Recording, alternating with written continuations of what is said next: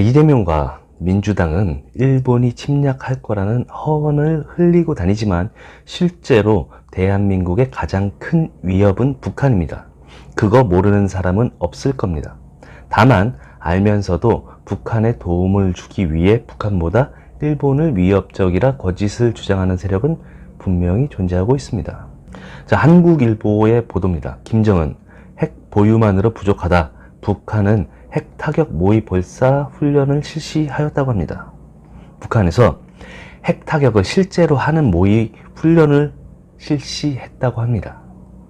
평안북도 철산군에서 발사된 전술 탄도미사일은 800km 사거리에 설정된 조선 동해상 목표 상공 800m에서 정확히 공중 폭발했다며 핵 전투부를 모의한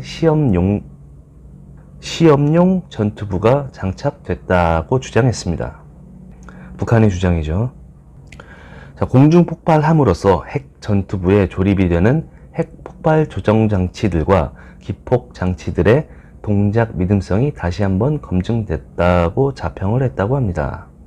이는 한미 자유의 방패 훈련에 대응한 것이라고도 했습니다.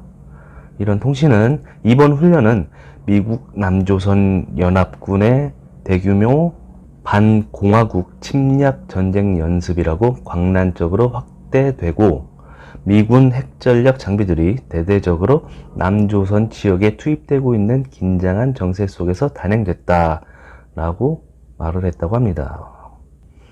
제가 봤을 때 이거는 미군의 반감을 갖고 있는 한미일 공조를 싫어하는 이재명과 민주당의 의견과 상당히 일치해 보입니다.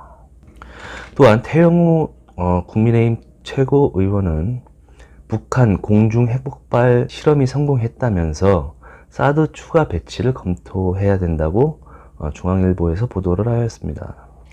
자, 내용은 김정은의 주장대로 북한이 공중 핵폭발에 성공하여 우리 상공에서 EMP탄을 터뜨리게 되면 우리 경제 분야는 말할 것도 없고 한미의 레이더와 항공기, 방공 시스템, 전투기, 함대는 순간적으로 제어 기능을 잃어 추락하거나 방어 기능을 작동할 수 없게 된다고 했습니다.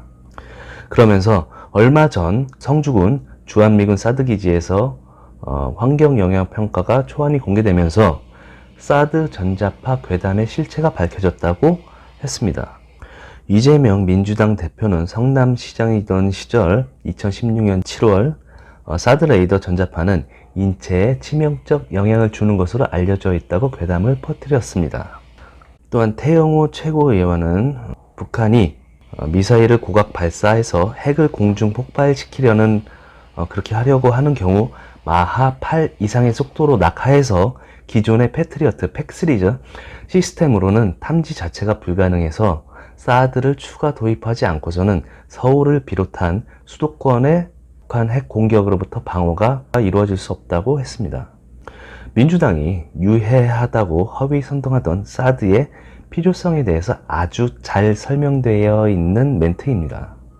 사드 전자파에 사람이 죽고 과일이 죽는다는 그런 허위 사실이 모두가 증명이 되었고 이런 허위 괴담을 당 차원에서 퍼뜨리는 민주당과 이재명의 창피한 모습을 볼 수도 있었습니다.